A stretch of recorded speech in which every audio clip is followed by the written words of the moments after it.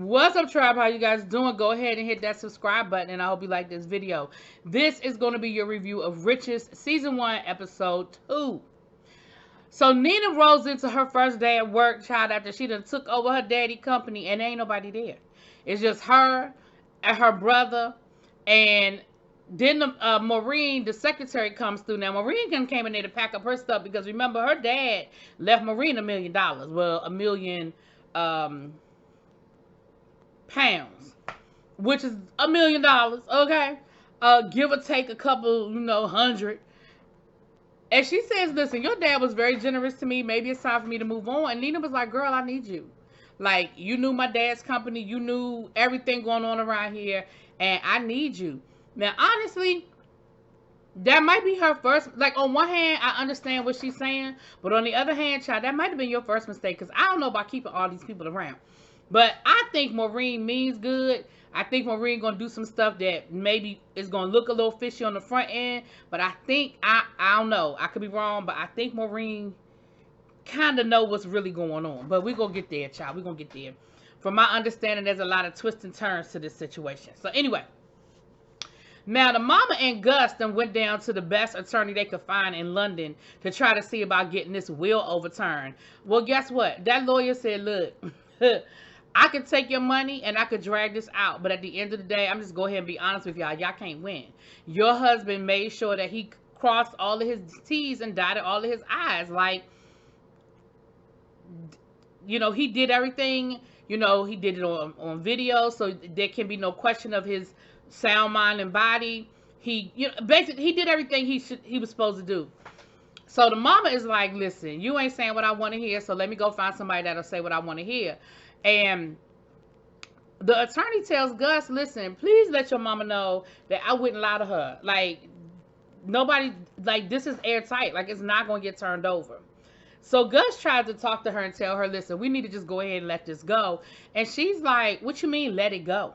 So you're giving up? She was like, that is your company. It belongs to you.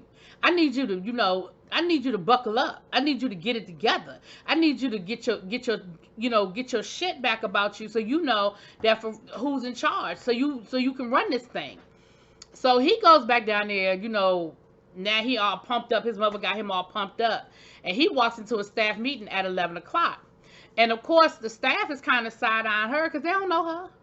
They don't know her. They don't know nothing about her. All they know is what they probably done read in the papers or whatever. And they're kind of giving her a little pushback a little bit about her intentions and what, why should they believe in this new leadership? Why should they stay?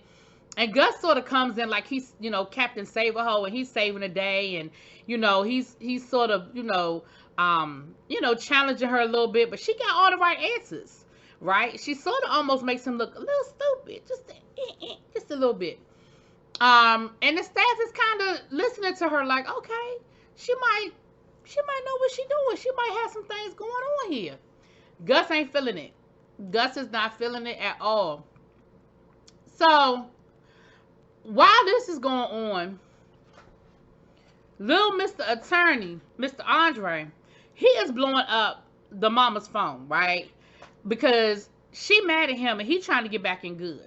He's trying to get back in good, and he ain't hearing it. He ain't hearing it. He ain't trying to feel it, hear it. Now, while this is going on, Sister Wanda, with her, I guess it's her boyfriend / husband, I'm not sure yet.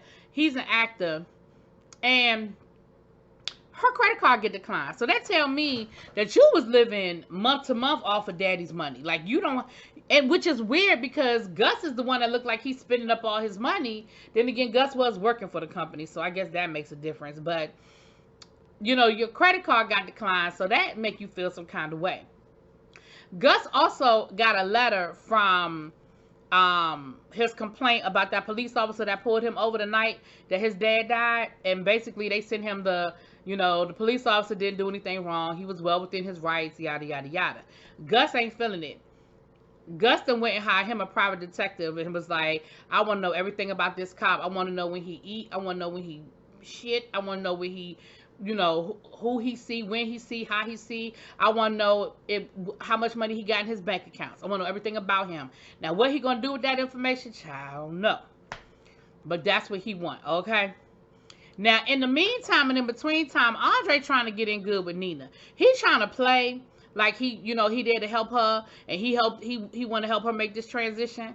But he ain't, and I don't think Nina is fooled by it. I think Nina realizes that everybody in there is not necessarily there for the greater good.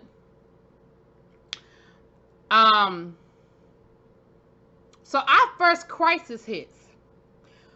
All of a sudden, there are all these customer complaints about the shampoo, and it's burning the people's skin. It's making their hair fall out, and it starts off as a small, little Facebook group, but of course, it continues to grow and grow and grow, and it continues to grow legs. Well, Nina asked Gus to handle it. Nina was like, "Listen, I need you to take care of this. Like,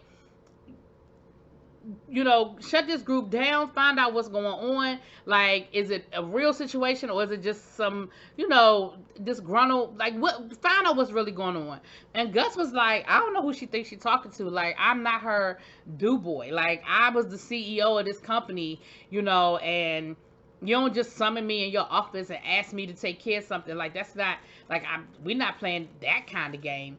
And he ain't feeling it. And so, of course, because he ain't feeling it, he ain't doing nothing about it.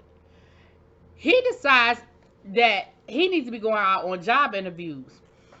Baby, ain't nobody trying to hire Gus. Nobody respects Gus. Nobody feels like Gus really earned his job. Nobody feels like he really did all the things that he was supposed to do and went to school, and like he had, like, because he doesn't have an advanced degree. He went to college, but he doesn't have like an MBA or whatever, and nobody really respects what he has going on.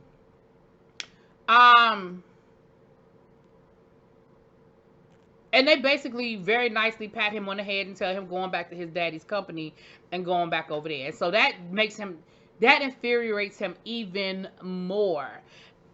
Because of course he's like, "What are you talking about? Like, I've done great things at this company. I've created some great things in this company." Now he go and complain to his sister Alicia. Alicia is like, "Listen, let's all make this work." Now Alicia is the one that does the tutorials and all of that, and she's like, "Listen, let's figure this out.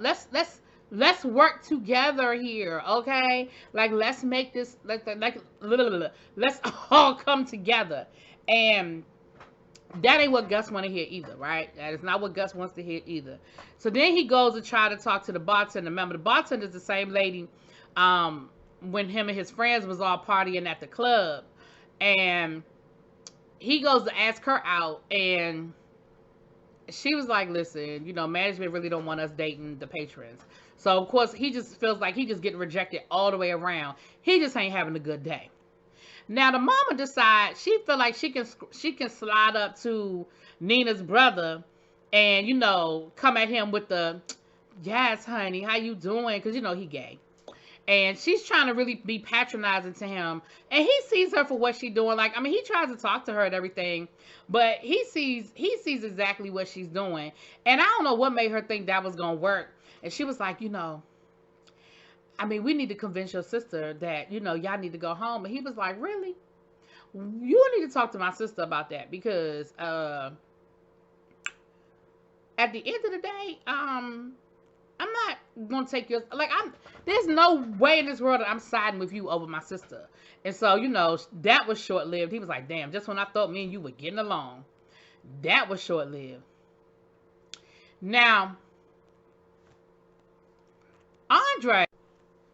So Nina heads on down to go meet up with Gideon and try to figure out what is going on.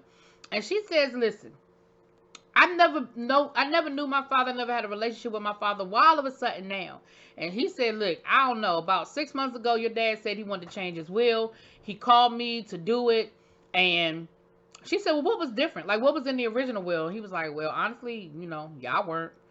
And so that, of course, makes it even more confusing. Like, what do you like? Well, then why now? Like, why am I in it now? So she's trying to figure out what the game is. And he said, "Listen, your father, kept his own counsel. Like, he really didn't talk to people a lot and share a lot. But clearly it was something, that made him want to change his mind. But I really don't have that answer for you." So back down to the office, this complaint is getting bigger and bigger. The Facebook group then went from a couple of people to a couple of thousand people. And Gus is nowhere to be found, okay? And so Nina is like, "What in the world?" Like, I asked Gus to handle it, and what is going on?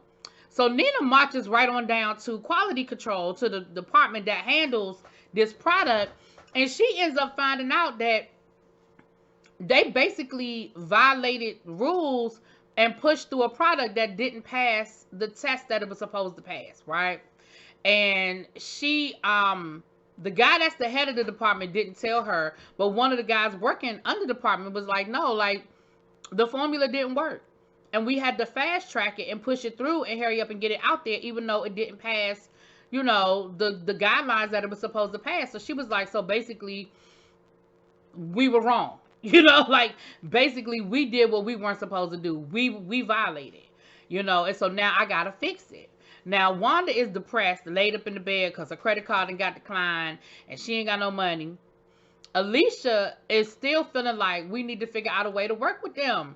Child, Wanda is like, what are you talking about? Like, you're a traitor. You want to work with them now? And she was like, girl, like, they won. Like, we'll be fighting. They got the company. Like, let's figure out a way to make this situation work. Like, y'all doing a whole lot. So anyway, Alicia actually ends up going down there to help them with the formula and figure out a way to fix the situation. Now, while this is going on, and of course, you know, the family ain't here for that. Now, while this is going on, Andre is still trying to get in good with the mama. So he goes to her. She been ignoring his phone calls and all of that. So he finally gets the chance to catch up with her. She was like, so you just going to stalk me now? And he said, listen, I've been trying to figure out a way for you to help you get your company back. And he said, listen, we got to get to the shareholders, you know. And she said, I thought they have the majority shares. He said, well, there's got to be some shares out there. There's got to be some way for us to find some additional shares, and let's go out there. So he actually sees Gideon down at the courthouse, and he sees Gideon talking to some people in the probate court. And he's able to find out that at a time when the company was kind of down and out and having a rough time, the father made a private sale, and those people own enough shares that if they side with the family, then the family will end up with the majority of shares over Nina and Simon. The question is, they don't know who this person is. Now, at the same time, Gideon is letting Nina know, look, we got a problem. We got an issue down at the probate court. There's some mystery shares out there that we don't really know who they belong to. Now, I'm going to tell y'all, I think they belong to the mama. That's who I think they belong to, is the mama. But anyway, the mama is not happy. The mama is like, I don't understand why y'all are there. Y'all supposed to go over there, bury your daddy, and come home. Why are y'all still there? Why are y'all still... And she explains to the mama why she's trying to figure this all out. And the mother is really upset. The mother is really upset. The mother is really nervous about this whole situation. And again, it makes me feel like the mama know more than what she's telling them. There's more to this story, this origin story about this company and who started the company and it's more to that story than what the mama been telling them. You know, it's real easy for parents to, tell the story that the custodial parent to tell the story that makes them look good, and makes the other, and I don't mean nothing. I think their daddy still got some shit with them, but it's real easy to tell that one-sided story. And I feel like that's what's going on here, that we getting a one-sided story, right? Now, while they back down to the office trying to figure out how they gonna save the company and get them from up under this scandal, Gus is nowhere to be found. And when Gus finally does show up, Gus is drunk, okay? Drunk as a skunk, okay? And Nina is not here for it. And Nina lets him know, look, either you gonna get your ish together or you gonna be out. He was like, so you gonna fire me? She was like, I will. If you don't get it together, I will. And Gus ain't feeling it. Gus don't believe her. Gus ain't listening to her. Now, while this is going on, Wanda done found a secret safe over to the daddy house. And the mama say, look, don't tell nobody. Okay, let this be our little secret. At least until we find out what's inside this damn safe. Okay? So, who knows what's going to end up being inside the safe, child. Now, last but not least, Nina ended up firing the dude that's the head of the department that allowed the bad batches of the product to go out. But she also is going through the records, and she realizes that somebody has been doing some serious embezzling at the company to the tune of about $20 million, I think she said. Now, while she is figuring out the $20 million embezzlement situation, Maureen is outside deleting files. Now, it looks bad. But what I feel like, because it's so early in this season, and this season is full of a lot of twists and turns, I don't think it looks what it looks like. I think Maureen is definitely deleting files. But I think that she might be deleting files that makes Steven look bad, not necessarily to sabotage Nina. Feel what I'm saying? Now, Nina ends up offering Alicia a job. She says, listen, you helped us deal with this crisis. You helped us figure out what we needed to know. Like, you really were in our books. Like, why don't you work for the company? Like, I've seen your tutorials. Like, you're good. And she was like, well, I'm dyslexic. And my mom told me that basically I wasn't needed or wanted at the family, company to basically, you go over there and you just do your little videos and you'll be all right. And Nina was like, well, if you want the job, you got the job. And she tried to tell her mama about it. And her mama basically, oh, that's so sweet. Kind of like, but that's not your place. And you need to be over here with the family, with us. Baby, she called up Nina and said, I'll take that job. Okay? I will take that job and raise you one. Okay?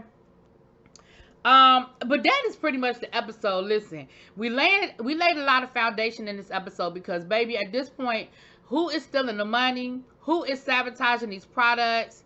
What is the mama really doing and not doing? Because I feel like the mama got a lot of shit with her and a whole lot of stuff we don't know. And something that one of my subscribers brought to my attention was the way he worded his will when he said his genetic children. I wonder if he questions whether if all three of those children are biologically his. And the way the mama is sliding around with Andre dipping and diving, I wouldn't be surprised if maybe one of them children ain't his biologically. Anyway, let me know what y'all think. I'll talk to y'all later. Peace.